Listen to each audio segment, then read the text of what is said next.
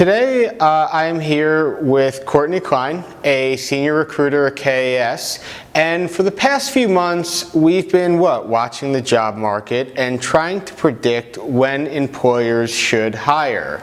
And what we came up with is that it's really no different than the stock market.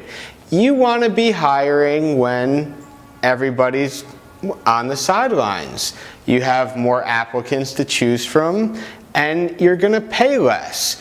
However, not all companies really are too, savvy when it comes to that. So what Courtney and I are going to do is we're going to look at some numbers, and we're going to predict this summer and maybe what employers can get for what money and when they should be making moves and the trends that we're seeing, and really go from there. January was the best time for a buyer's market. Absolutely. I mean, it was just like people were very afraid to hire. They were calling, but they were skittish, and the ones who did, the guys are going gangbuster on their numbers. What, like 124%, I think? Yeah, somewhere around there.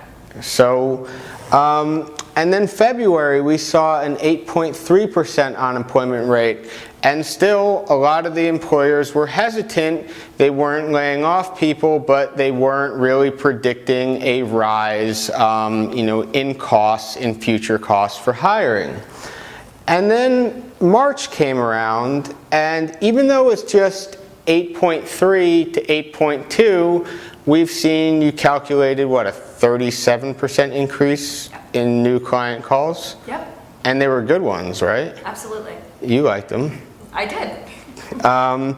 So this is just really a trend that if companies aren't going to hire, what's going to happen? They're going to find themselves in a situation midsummer. Now, right here, July, we have about 7%. That's not going to happen. However, as the unemployment numbers get lower, there are less applicants to choose from, and they get, way more expensive. There it is. So Courtney came up with some, telltale signs for employers to know when it's time to pull the trigger, so you're not the last guy on the stock floor buying the pieces of paper that nobody else wants. Could you help us out? Sure. One of the really important things is just keeping an eye on your competition. Be aware of when they're sending out feelers about positions. Be aware if they're posting positions online even. Maybe if they haven't been laying anyone off in a while, you want to keep an eye on that. That means the job market's getting better, and again, people who are applying have more room, to maneuver. Sometimes also our clients say they get just a sixth sense that someone's getting ready to leave. They think they can get more money somewhere else, and that's a good time to know you should be getting back into the hiring market.